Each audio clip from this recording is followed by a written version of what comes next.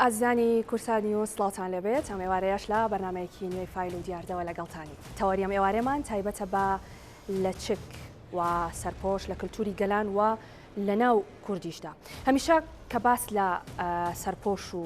داپۆشینی ئافرەتان دەکرێت دووڕە ئیمان هەیە ڕائێک پێی وایە کە ئافرەت ئازادە لەوەی کە چی دەپۆشێ و نابێت ئەوەی کە ئیجبار بکرێت لەسەری کە سەرپۆش بکات و ئەمە دەبێتە هۆی ڕێگریکردن لە ئازادەکانی و ڕائێکی تریش پێی وایە ئەمە ڕەمزێکی دینیە و دەبێت هەموو ئافرەتێک جاپۆشراو بێت و لە چک با ڕەمزێکی دینی دادەندێ. ئەگەر باس لە مێژووی کورد بکەین لە ناو کوردە هەمیشە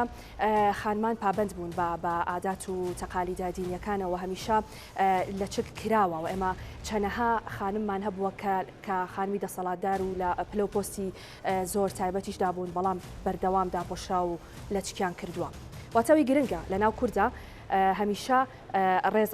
لەوەی گیراوە کە ئافرەت داپۆشرا بێ و لە چ بکە بەڵام ئیجباریش نەکراوە بەو شێوەی کە ئەگەر ئافرەتێک داپۆشراو نەبێ یاخود بە شێوەیەکی تر بڵین لە چکی نەکرد بێ قەراری ئەوە بدرێت کە دەبێ ئافرەتە بکوژرێت. لە نێوان ئەم دوو ڕەئیەدا ئیجباری و ئەوەی کە دەبێت بکرێت یاخود نەکرێت لە چک لە ئافرەتاندا ڕەئی سێم دەبێت چی بێت بە تایبەت ئەگەر ئێمە لایەنی دینی وەربگرین لەم بارەیەوە دین چیمان پێ دەڵێ. بۆ ئەمە بەستە راپۆرتێکمان هەیە بێ کۆ راپۆرتەکە بینین و دواتر لەگەڵتان شیکاریان بابەتاکەین فەرموو. سەرپۆش یان حیجابی ئیسلامی یەکێکە لە پرسە مشتومەڕامێزەکان ئەگەر لە ڕابردوودا تەنها پرسێکی ئاینی بوو بێت ئەوە لە سەرەتاکانی سەدەی بیستەمەوە تێکەڵی سیاست بووە بە پرسێکی سیاسی و کۆد و هێمایەکی ئایدۆلۆژی و سیاسی. سەرپۆشی ژنان مێژوویەکی زۆر کۆنی هەیەلانی کەم مێژوەکەی دەگەڕێتەوە بۆ 2500 ساڵ پێش ساین. ژنانی چینە باڵا و دەسەڵاتدار و ئەرستۆکراتی لا میزۆپۆتامیا و لا ئیمپراتۆرەتی بێزەنتی و یۆنانی و هەروەها ئێرانی کۆندا سەرپۆشیان وەکو خۆجیاکردنەوەیەک و نیشانەی ڕێزگرتن و پێگەی بەرز دەپۆشی. لا میزۆپۆتامی کۆندا بە تایبەتی لای ئاشووریەکان یاسای ڕوونی هەبوو کە بەوردی باس لەوە دەکات کە کام لە ژنان دەبێت سەرپۆش بپۆشن و کامیان نابێت بیپۆشن. ئەمەش بە پێیچین و پلە و پیشەی ژنەکە لە کۆمەڵگەدا دیاری دەکرا. بەپێی یاسای ئاشووری ناوەڕاست کە دەقەکەی بەردەستە و مێژۆکەی دەگەڕێتەوە بۆ نێوان ساڵانی 1400 بۆ 1900 پێش زاین ژنانی ئاشوور کاتێک دەچوونە دەرەوە دەبوو سەرپۆشیان پێوە بێت و بە پێچەوانەی کۆیلە و سۆزانیەکان قەدەغە بوو سەرپۆش بکەن و لە کاتی سەرپێچیدا سزا دەدران. لە ناوچەکانی کوردستان و ئێرانی کۆندا و لە سەردەمی ئاینی زەردەشتیدا سەرپۆش و خۆداپۆشینی ژنان باو بووە.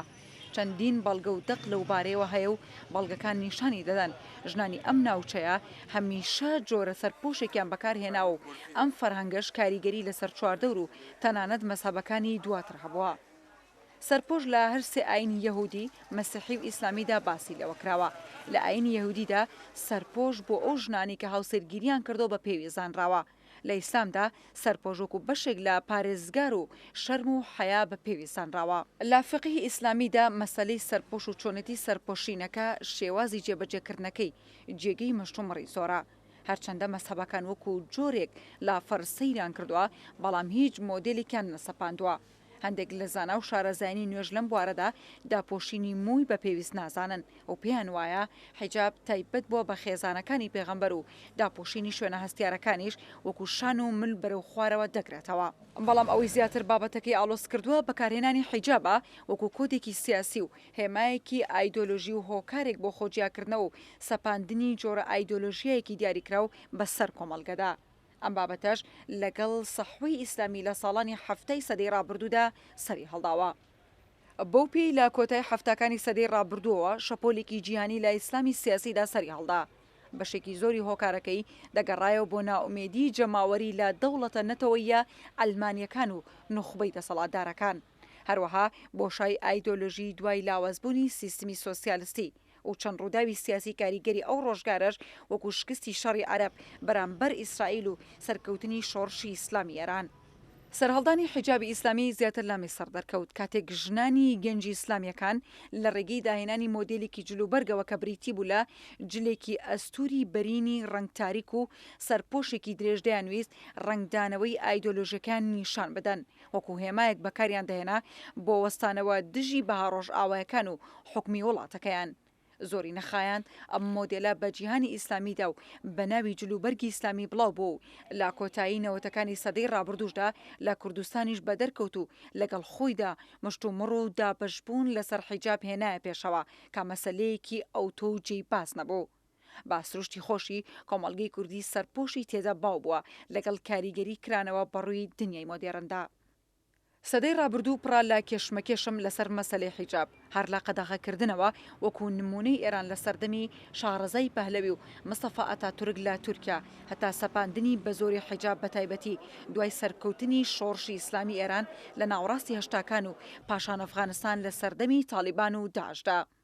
ئێساش دوای گیانەدەزانی ژینە ئەمینی لەلایەن پۆلیسی ئیرشادی ئێران بە بیانووی پابەند نەبوونی تەواوی بە شێوازی پەسەندکراوی حیجابی ئیسلامی لە ئێران و سەرهەڵدانی ناڕەزایەتیەکان مەسەلەی بە زۆر سەپاندنی حیجاب بۆتە جێگەی مەشتۆمەڕ. پرسەکەش ئەوەی ئاخۆ بە زۆرم لێ سەپاندنی مۆدێلی جلوبەرگ و سەرپۆش و حیجاب تا چەند لەگەڵ سروشتی کۆمەڵگەی نوێ و کراوەدا بەڕووی دنیادا دێتەوە. ئاخۆ لە ڕووی ئاینیشەوە سەپاندنی بە زۆر کارێکی گونجاو و سەرکەوتووە.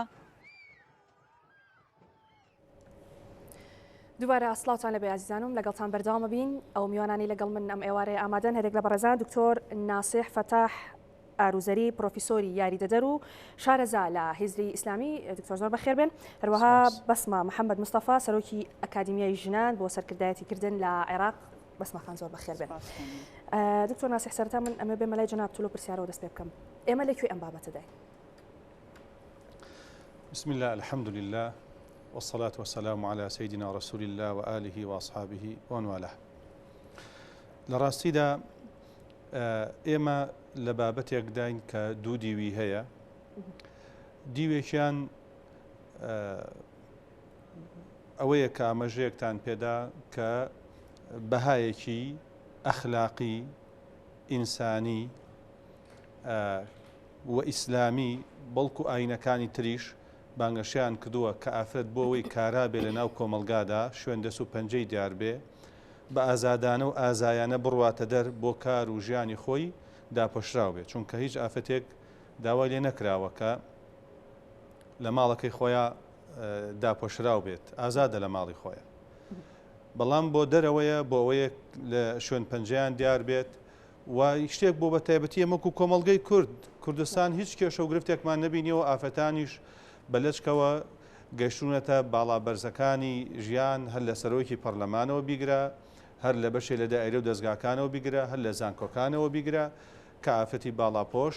توانیوێتی وەکو هەر کەسێکی دیکەیتر وەکو پیاوان بەڵکو زیاد لە پیاوان شوێن دەستی خۆیان دیاری بکەن. بەڵام دیوەکەی تری ئەوەیە کە ڕووداوێک ڕووی داوە لە یەکێک لە وڵاتەکانە کە بەداخەوە لە هەندێک لە وڵاتەکاندا یا لە هەندێک لە فکر و هزرەکاندا دەیانەوێت زۆرێک لە بابەتەکان هەیە بە زۆر تەنگی پێ هەڵچنن بەرەو سیاست و ڕامیاری بیبن. کامەش واقع ڕوئەدا لە زۆری لە وڵاتەکاندا ئەم پارچە قوماشە کە پێی دەوتێت لە چک بۆ تا هۆی نابینابوون و کوێربوونی کۆمەڵێک کەس کە لە پەرلەمانەکانی فەڕەنسا قسەی لەسەر دەکرێت لە بریتانیا قسەی لەسەر دەکرێت و جێی دەستخۆشیە کە کۆمەڵی ئافرەت ئەگەرچی مسلمانیش نین بەرگری و دیفاعەکەن لەوەی کە ئافرەتەکان ئازاد بن لەوەی کە ئەمە دەپۆشن و لەچێک لەسەر بکەن. بەڵام کاتێکیش هەڵەیە کە ڕوئەدا ئەم هەڵەیە هەستەکەم خوێندنەوەی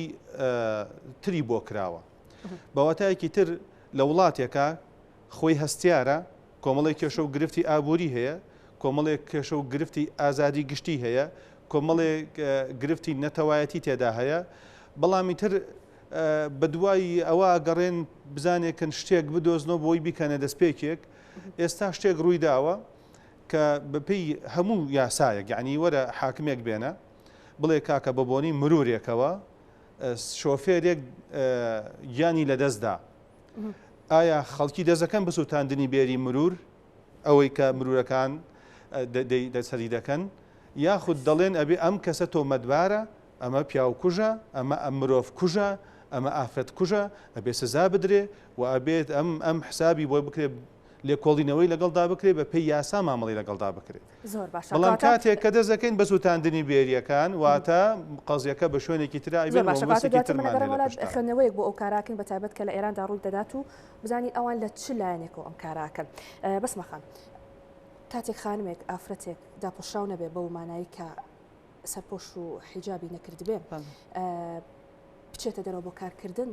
ئازاد نییە یاخود ڕوبەڕووی توندی دەبێت یاخود ناتوانێت بەو شێوەی کە دەیەوێت کار بکە؟ بەڵێ زۆر سپاستانەکەم ڕاستیان بابەتە بابەتێکی زۆر گرنگە و باسکردنیشی زۆر گرنگە ئەم پێم خۆش بوو لێرە باسی ئەوە بکەم کە مەسلەی سەپاندنی هەر بیرێک هەر باوەڕێک هەر ئایدۆلۆژیەک بە هەر شێوازێک بێ ینی تۆ ئەگەر ئیجباری کچێک بکەی حیجاب ببەستەیان ئیجباری بکەی حیجابەکەی داکەنێ لە هەردوو لاکە ئەوە تۆ پێشێلکاری مافی مرۆڤەکەی لەبەر ئەوە مەسائلی ژن ئێمە ئەوەی کە ئەیبینین ئێستا ئەوەنە ژنی سەرپۆش لەسەر ڕوبەڕووی توانج ئەبێتەوە ئەوەنە تری ژنی سەرڕوت ڕوبەڕووی ئەبێتەوە کە ئەوە وای کردووە کە بەداخەوە کو مامۆستا ئێستا باسی کرد زۆربەی شتەکان بە سیاسی کراون یعنی چوونەتە قاڵبێکی کەوە ئەگینە ئەگەر هەر ژنێک بە ئازادی و بە قەناعەتی خۆی سەرپۆش لە سەرکایە بە قەناعەت و بە ئازادی خۆی سەرپۆشەکەی لا ببە ئەوە کاتە هیچ کێشەیەک دروست نابێ بەڵام ئەوە ئێمە ئەمان بینیوە بەداخەوە وای لێ کراوە تەنانەت زۆر مەسائلی کۆمەڵایەتی هەیە تەوزیف کراوە بۆ هەندێ مەسائلی سیاسی کە وای کردووە خەڵکەکە بەلایەکی کەوە ببە ئەوەی ڕووی یا لە ئێرانە بە تەکیدی تەراکوماتی چەندها ساڵی ستەمکاری بوو چەندها ساڵی زوڵم و زۆر بوو کە یەکێک لەوانە سپاندنی حیجاب بەسەر خەڵکە تەنانەت ئەو خەڵکانەی کە مسلمان نەبوون حیجابیان نەکرد کە ئەمە خۆی بۆ خۆی پێشالکاریە کە تۆ حیجاب بابەتێکە پەیوەستە بە ئاینی ئیسلامی بەڵام کە تۆ بێ فەرزی کەی بەسەر ئاینەکانی کە ئەمە پێشێلکاریە لەبەرەوە هەر شتێک کە لە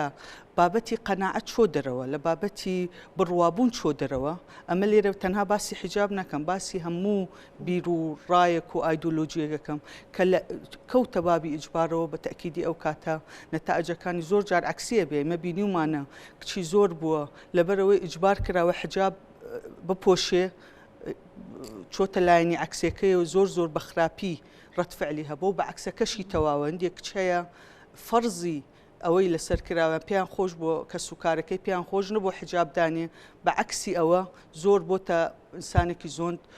توندڕە و توندوتیش لەبەر ئەوە بە هەردوو لایەکەوە ئەوەش نەتیجە ئێمە ئەبینین زۆربەی ئەو کچانەی کە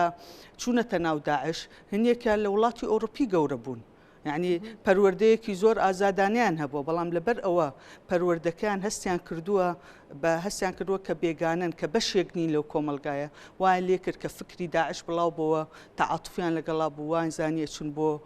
بەهشتێک و ئەو ڕزگاریان ئەکا لەو کۆمەلگایە کە ئەوان تیاژین لەبەرەوە بە هەردوو لایەکەوە بە تەکیدی هەڵە باشە کەواتە دکتۆر ناسێ بە پێی قسەکانی بەسمەخان بێت و ئەوەشی کە لە راپۆرتەکە ئێمە گوێمان لێبوو بە هەردوو لایەکە بە ئیجبارکردن و بە ئیجبار نەکردن ڕەنگە نەجاحەت نێنێ ئەو کارە ئەوەی باسمان کرد تالیبان و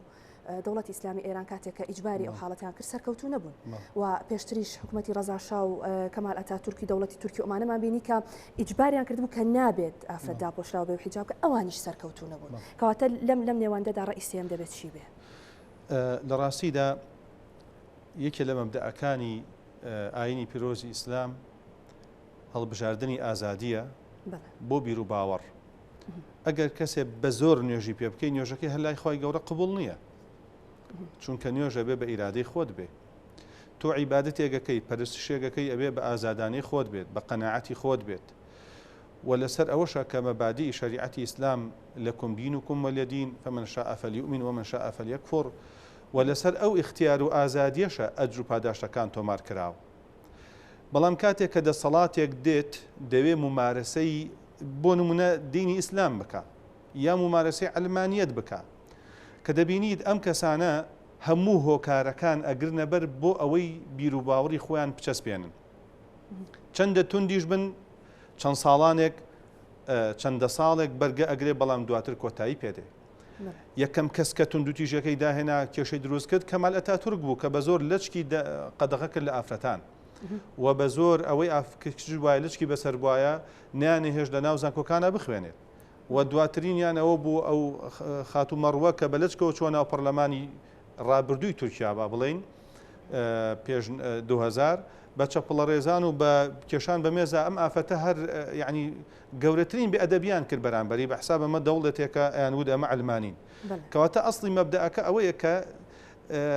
تند و تیژی زۆرکردن هەندێشت هەیە بە یاسای بە زۆر بەسەر خەڵکا بیچەسپێنی هەل نییە ئمە وتمانە یاسا زۆرێک لە کێشەکان جاری وایە قوڵەکاتەوە یاسای مافی کەسێتی خێزانی کە هەر وای لێبێ هەمووی پرسیار پیا و تەلەفۆن کا لەسەر ژنەکەی ژن تەلەفۆن کا تەنانەت دراوسێش تەلەفۆن کا لەسەر منەمە بەمە ئەمە ژیانی خێزانی تێکچوو لەبەرەوە ئەم بابەتانە قەناعەتم وهایە لەسەر بە زۆر لە چکدانان لابردنی لە چک هەم وەکو ئاماژەتان پێکرد کە مالەت ئاتورک فەشەلی هێنا و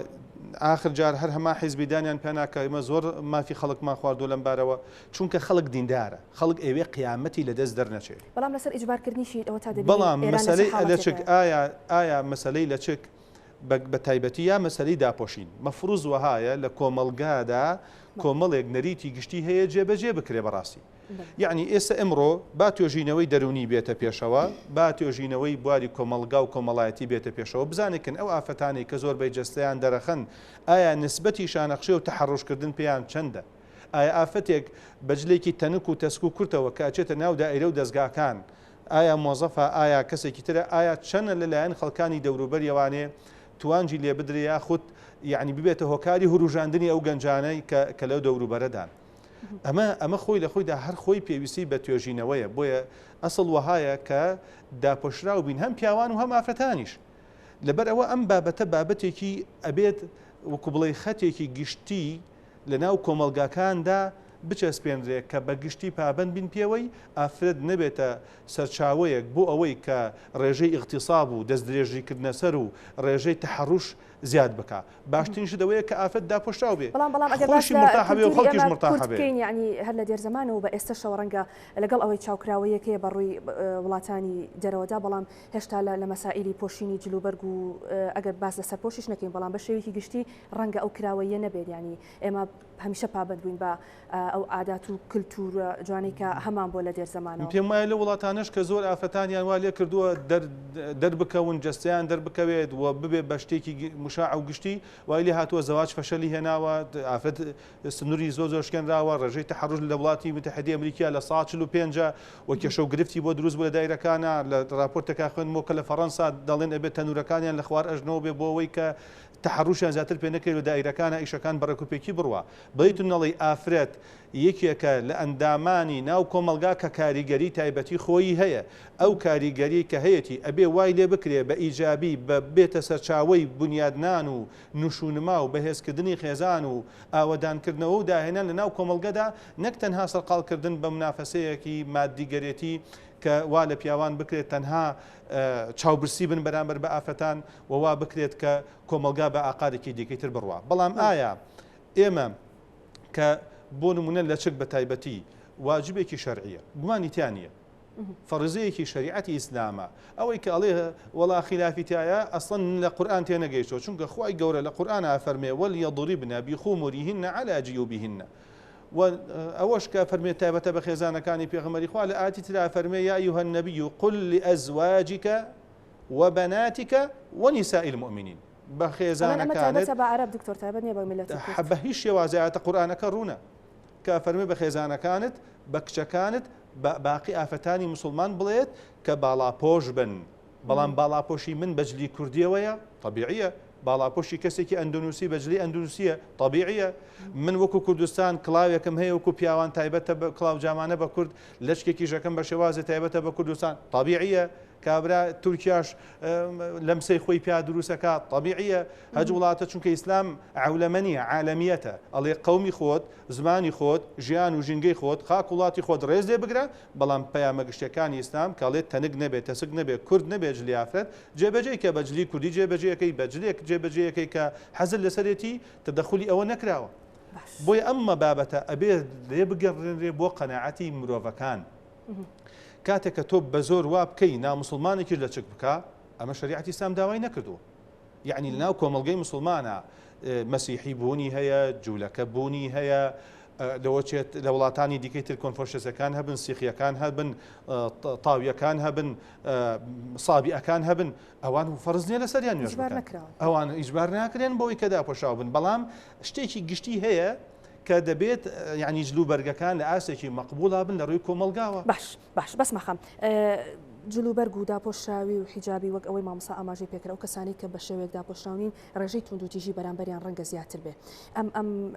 داپۆشراوی و ئەم جلوبەرگ و ئەم حیجابی ئەوەندە کاریگەری هەیە لەسەر توندوتیژی بەڵێ وڵا بەس بۆ تەصحیحان یان بۆ کەلام قسەکانی مامۆستا مەسەلەی توندوتیژی و تەحەڕۆش لە ئەفغانستان لە بەرزترین لە ئاستایە لەسەر هەموو جیهانە بە شەرتێک لەوێ ژنان لەوێ بە کاملی داپۆشران بەڵکو نیقابیش ئەکەن لەوێ لەبەرەوەی مەسەلەی تەحەڕۆژ مەسەلەیەک نییە تەنها پەیوەندی بە جلوبەرگی ژنەکانە بێ بەڵکو ئەمە لە دوو لایە بەڵکو چۆن ئیسلامە فەرزی حیجابی لەسەریان فەرزی ئەوەی کردووە کە ژن داپۆشراو بێ لە هەمان کاتە فەرزەوە کردووە کە پیا و غەزی بەسەری هەبێ و سەیری ئافرەت نەکات لەبەرەوەی مەسەلەی تەحەڕۆژ مەسەلەیەکی من ئەڵێم ئەخلاقیە ئەبێ پیا و ئیتیزامی پێ بکە نەک من بیخەمە کەمە خەتای ژنەکە بە حسابەوەی جلوبەرگەکەی باش نەبوو بۆیە من تەحەڕۆژم ئەو بۆتە هۆکاری ئەوەی کە من چونکە نسبەی تەحەڕۆژ پەیوەندی بە جلوبەرگەوە نییە پەیوەندی بە بەو کەسە خۆیەتی بە چ شێوازێک پەروەردەکراوە ئاستی و شاری چۆنە سەقافەی چۆنە لە چ ئاسێکە و چۆن سێری ژنەکە ئەمە یەک خاڵ دووەم شت مەسەلەی حیجاب ئەوەی کە جەنابەت ئەفۆ پرسیارەکە سەبارەت بەوە بوو کە بەنسبەت توندوتیژیەکانەوە توندوتیژی ئەبێ ئێمە وەکو فعلی توندوتیژی بە هەموو شێوازێک مەرفوز بێ یعنی ئێمە ئەبێ فعلی توندوتیژی بە پێشێلکاری حسابی بکەین بە خەتا حسابی بکەین بە هیچ شێوازێک نابێ ئێمە تەساهلی تیا بکەین کە ئەمە تەبریری بۆ بدۆزینەوە هەچ کەسێک هەچ مرۆڤێک پیا و بێ ژن بێ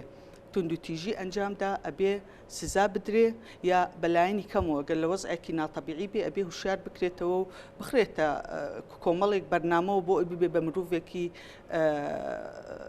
ئاسایی بێتە بە مرۆڤێکی باش لەبەرەوە زۆر گرنگە ئێمە ئەم ڕەبتە لە نێوان جلوبەرگی ژن و لە نێوان ئەوەی کە پەیوەندی بە تەحەڕۆشەوەیە پەیوەندی بە توندوتیژیەوە لەوانەیە تا نسبەتێک هەبێ بەڵام ئەوە ئێمە ئەبینین وەکوتم ئێستا لە ئەفغانستان خۆ ژنەکان تا ڕادەیەکی زۆر داپۆشراون بەڵام نسبەی تەحەڕۆش لە ئەفغانستان زۆرە لەبەرەوە ئێمە ئەبێ کە دیڕاسەی ئەو مۆزوعە بکەین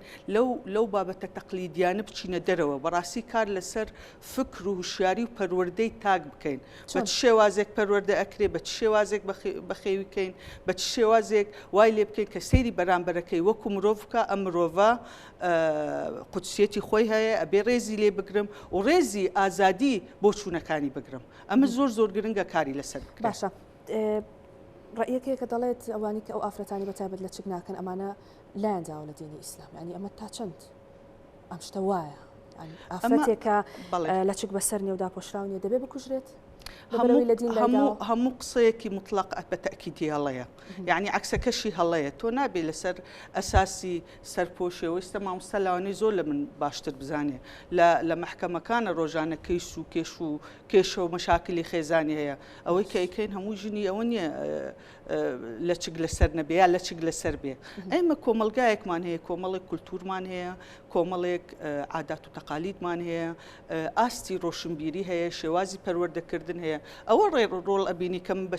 شێوازێک هەڵسوکۆ دەکەم بە تەکیدی ئاین ڕۆڵێکی باشی هەیە لە پەروەردەکردنی ئینسانە کە هەندێ باش و خراپی پیشان ئەیە هەندێ مەسائلی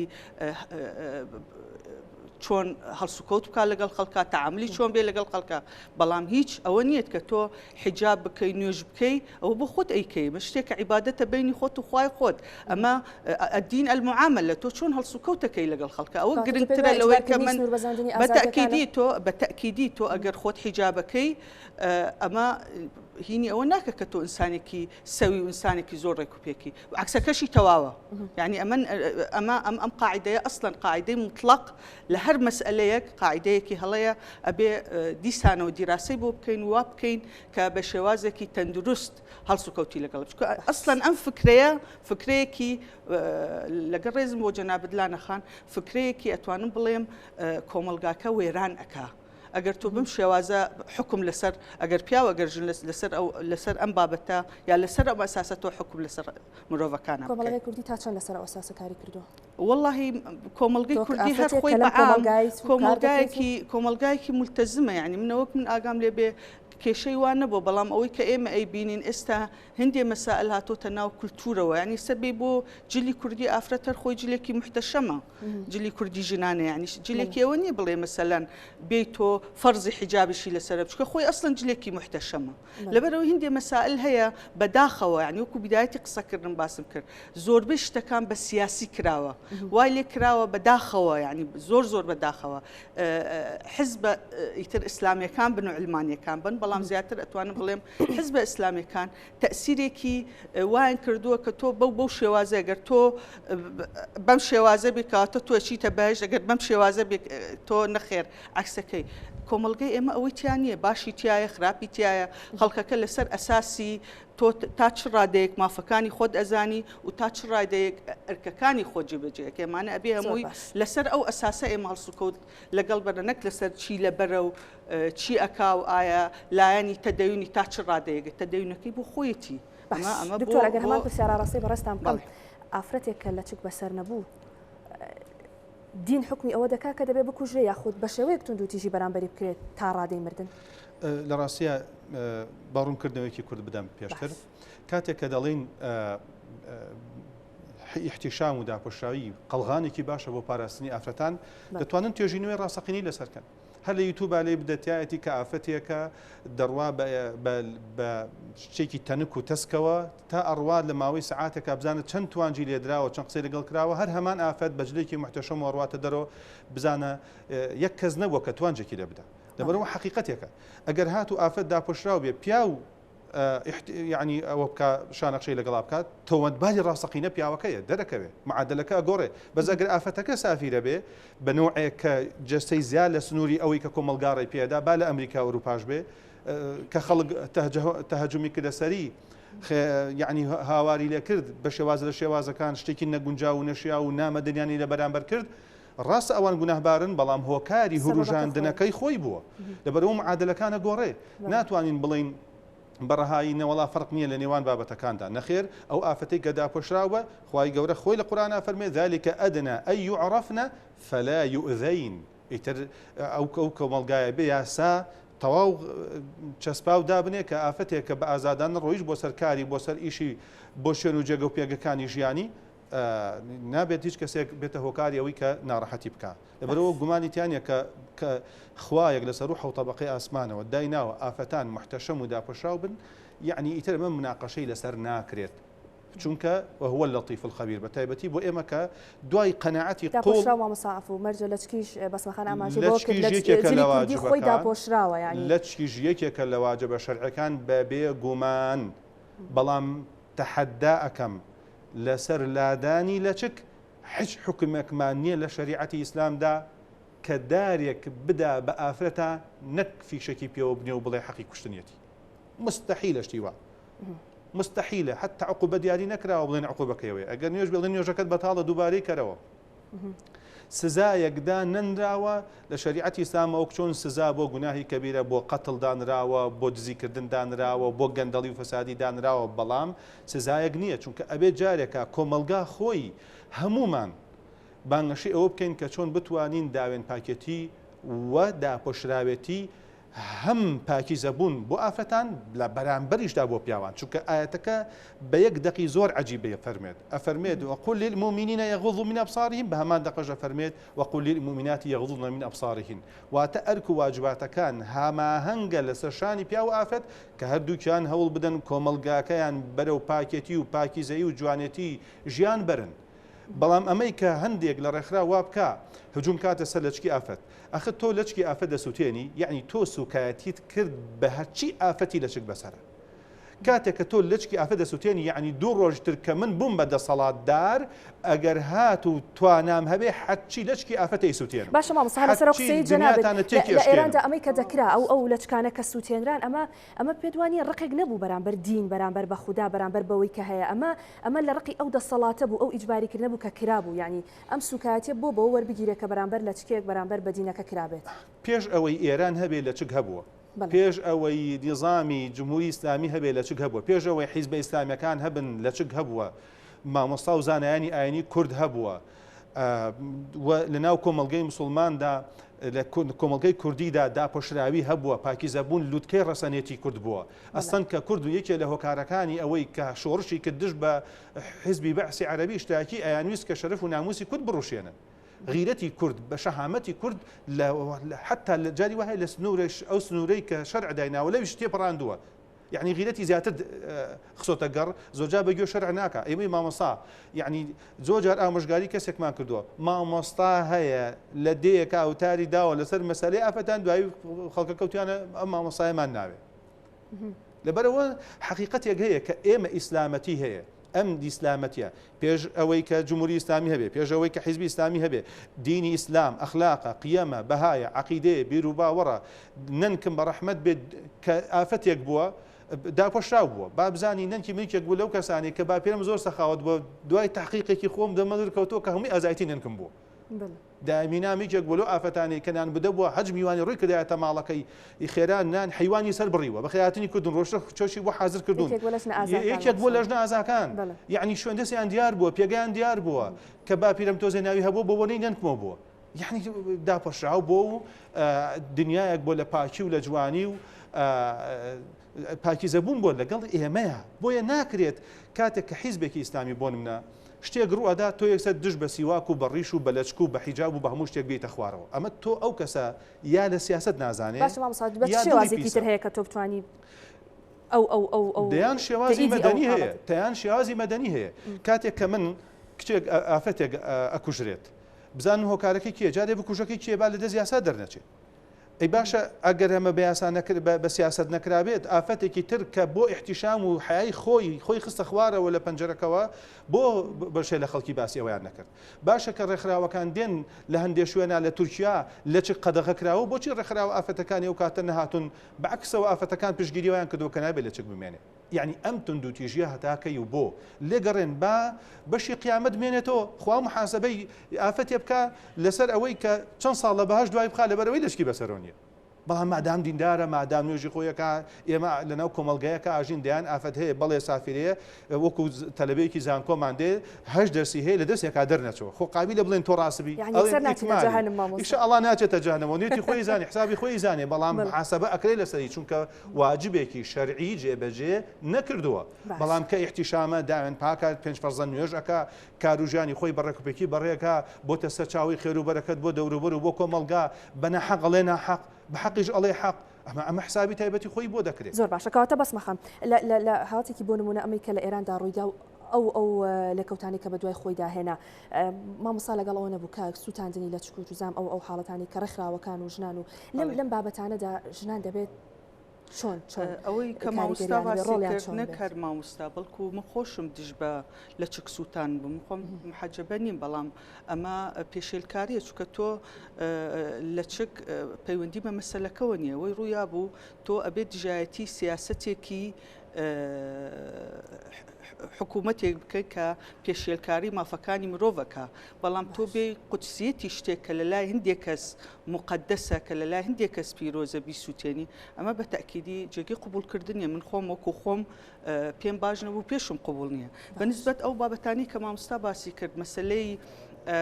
حیجاب نەکردن ئایا ئەو کچەکە حیجاب ناکا وەکو ئەوەیە لەلایەنی ئاینیەوە لە دەرسێک کەوتبێ یان مەسەلەن نابێ توندوتیژی بەرامبەر بکرێ نابێ بکوژرێ نابێ مەسەلەن ئجبار بکرێ هەندێشت بکە باشە ئەمانە یعنی هیوادارم مامۆستا ئەمە لە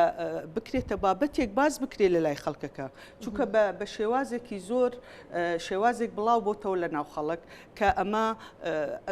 ژن کە تەجاوزی ئەمانەی کردتەواوەوە ئیتر لە هەموو لایەکەوە بێ قبول نەکرێ جەهەنەمیە و تەواو ئەچێتە ئاگر لەبەرەوە هەندێک مەسائل هەیە ئەبێ ئێمە لایەنی ئازادی یعنی بەنسبەت ژنەوە مرۆڤە مەسەلەن گەیشتۆتە ئاسێکەوە سەرپۆژنەکە ئەمە دوای خۆی لەو دنیا لەگەڵ خوای خۆیان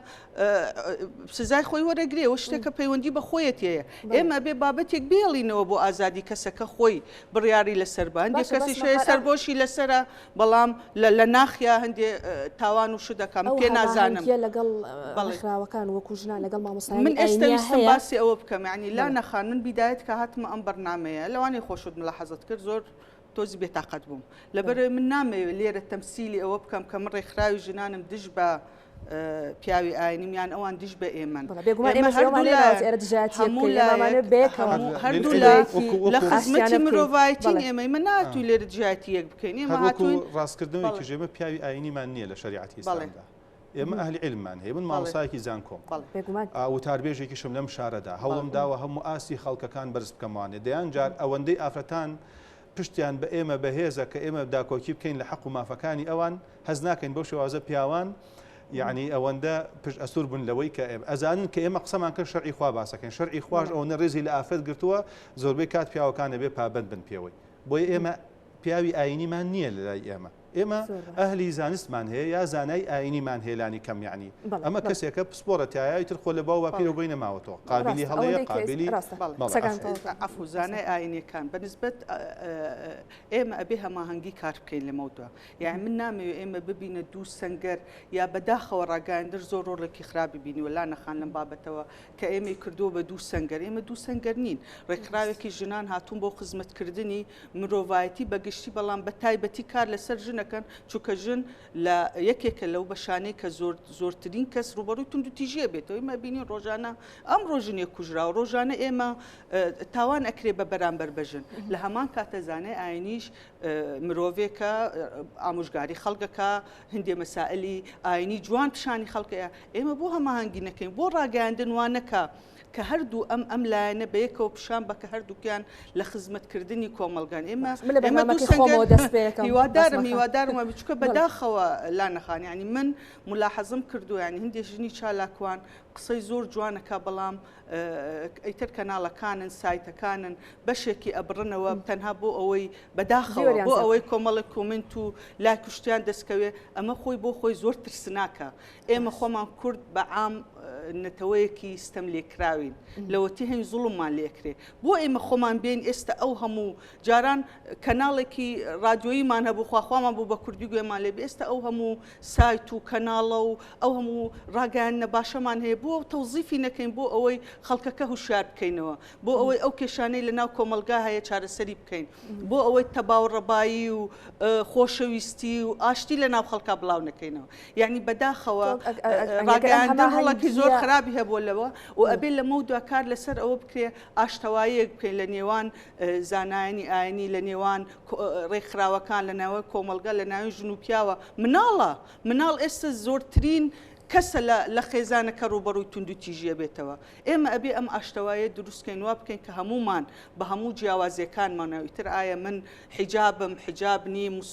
مسلمانی سوورم زەردم سەوزم هەمومان یەکتری قبول بکەین وا بکەین کە کۆمەلگەیەکی تەباوڕەبابین دوورکەوینەوە لەو مەسائلانە مەسائلی فەرعی زۆر گرنگە ئێستا من وەکو ژنێک شانازی بە ژنی خۆمەکەم شانازی بە ئاینی خۆمەکەم شانازی بە هەندی مەسائل هەیە تایبەتمەندی ئەمە پێڵێن مەسائلی ئینتیمای فەرعی ئەمە هەموو کەس هەیەی و شانازی پێوەکە هەیە شانازی بە مامۆستا شانازی بە ننکی خۆی کرد کە ژنێکی زۆر بەتوانە بووە ئەمە مافی خۆیەتی شانازی پێوە بکە بەڵام ئێمە ئەبێ هەمووی ئەم شانازیانە نابێ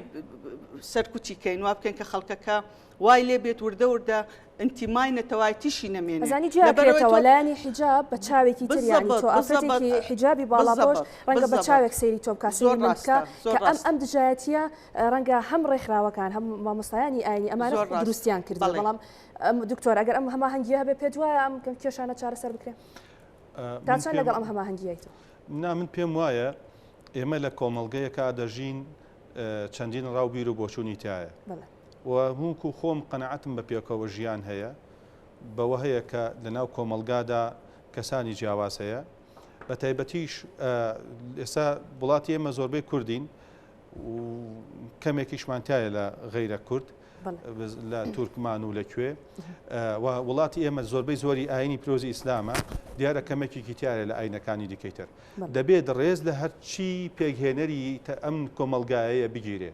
هر کس لقرآن شام زورنا إن الذين آمنوا والذين هادوا والنصارى والصابئين من آمن بالله واليوم الآخر فلا خوف عليهم ولا هم يحزنون يعني إما قومل خالي قشتي من هي كهم مو أين كان بيوي يقدنجن كوكن حتى إما وكو قضية كردي يعني کۆمەڵێک حەقمان هەیە کە بێ ئێمەش وڵاتمان هەبێ نیشتمانمان هەبێ زبانمان هەیە ئاینمان هەیە حتا زۆربەی کوردەکان مەزەبی شافعیشیان هەیە هەمووی خاڵی بەهێزکردنی ئێمن بەڵام کا کەسێ دێ دەیەوێت شۆڕشکا بە لە چک سووتاندن دەستپێکە یا بەوە دەستپێکە ئافرەتێکە جلەکەی خۆی فڕێداوە خۆی ئەرزەکە کاکە ئەمە بەم شێوازە شۆڕژ ناکرێ بەم شێوازە میلەت پێش ناخرێ هەر سەیری کاکە من گریمان مسلمانیش نیم مرۆڤێکم حەزەکەم کچەکانم و خوشکەکانم حشمەت و داپەشراو بن کە بینم ئەو بۆ شێوازە مامەڵاکە نەفرینەکەم لە هەموو ئەو بۆچوونانی کە ئەو پێوێتی پاشان ئەو ڕێکخراوە ئافرەتیانی کە لە هەرێمی کوردستانە هەن با بەڕاشکاوە قسە بکەم ئەوە 30 ساڵە ڕوا 25 دانە ساڵە هەندێکیان زۆر بە قورسی دژایەتی ئاینی پیرۆزی ئیسلامەکەن تەنها ماندووبوونیان بۆ ماوەتەوە بزانە ئێستا ڕێژەی لە چک لەسەرکردن چەندە زیاترە بزانە ئێستا ڕێژەی باڵاپۆشی چەندە زیاترە بزانە ئێستا چەند خەڵک شانازی دەکا بەوەی کە پابەندی دینەکەی بێت بە دوور لە حەچی سیاسەتە چونکە ئێمە ئەبێ وریابین بانگەوازی ئیسلام و ئیسلامەتی ئەمە بابەتێکە هێڵی سوورە ئەگەر حیزبێکی ئیسلامی ئەمڕۆ حکومت بەڕێوە ئامادەم بەج بۆ مێزەرەوە ڕخنەی لێ بگرم بڵێم ئابوووریەکەت خراپە بڵێم فلان وەزارەتت گەندەڵیتایە بڵێم فلان شت چونکە کەس مەلایکەتە نییە با بەج بۆ مێزەرێکیشەوە حکم بەڕێوە چونکە مرۆڤە تیۆقراتی نیە لە ئاینی پیرۆزی ئیسلامە بەڵام ئەم مەسائلی ئاین و نوێژ و تاعەت و عیبادەت و داپۆشراوی و کۆمەلگا و حەڵاڵ و حرامی ئەمە خاڵێکە حتا کۆمەلگاتیایدا بەڕێک و پێکی ئەم کارە بڕوە دنیایەکی جوان گەشاوەتر لە کۆمەلگای تێڕوانینی ئێوە بێ بەرامبەر بەڕێکخراوەکانی ژنان و ئافرەتان خۆ ئەوان هیچ کار ئەویان نەکردووە ئێستاشەوە بەشێک بەڵام ئەوان هەمیشە داوای ئازادیان کردو هیچ کار داوای ئەوان کردووە کە ئافرەت بەڵێ داوای ئازادیان کردووە بۆ ئافرەت کە لە چک بەسەر نەبێ بەڵام خەمی ئەویان نەخواردەوە کە ئافرەتێک لە چک بەسەر بێت شتێکی لێبێت بۆ کاتێک کە ئافرەتێک بە بلۆک سەری پانەکەێتەوانی ڕێکخراوە ئافرەتایەکان وەکو پێویستدان بەدەنگەوە بەڵام لە هەندێشتی ترا دەست دەکەن بە هەڵا و بە دەنگەدەنکردنەوە واژنێک کوژرا خەتای دینە لە کاتێکە ئەوەی بە بلۆک سەری پانکرایەوە ئاینێکی دیکەیتری هەبوو یعنی بانێکە دووهەوە بۆیە ڕێکخراوە ئافرەتەیەکان هەندێکیان ناڵم دڵسۆزیان تایە هەیە ئیش بۆ ئافە دەکا هەیە بەرگری لە ئافەتی مەزلومەکە ئایا مسلمانە یا نامسلمانە داپۆشراوە یا دانەپۆشراوە یعنی لەگەڵ حەقایە ئەمە خزمەتێکەکە بەس بەشێک لەوانە بینیمان لە هەڵسوکەوتیان لە مامەڵەیان لە قسەکردنیان هەمویان قسەکردنە تەنها هێرشکردنە سەر خودی ئیسلامە ئەیکەواتە ڕۆڵی زانانی ئاینی خۆیان دەبێت چی بێ کاتێکە ژنێک لەسەر ئەوەی بەشێکی قژی دیارە یاخود لە چکی بەسەرۆنیە دەکوژرێت و بۆ شێوێتون دوتیژی بەرامبەر دەکرێت من پێم وابێ ئاینی دەبێت ڕۆڵیان من پێم وابێ ئێستا زانای ئاینی هەر لە وڵاتی کەەوە کراوە مەلا هەیە بە مێزەرەوە گیراوە لەسەرەوەی کە قسەی لەسەرەوە کردو هەستاوەتە سەر پێ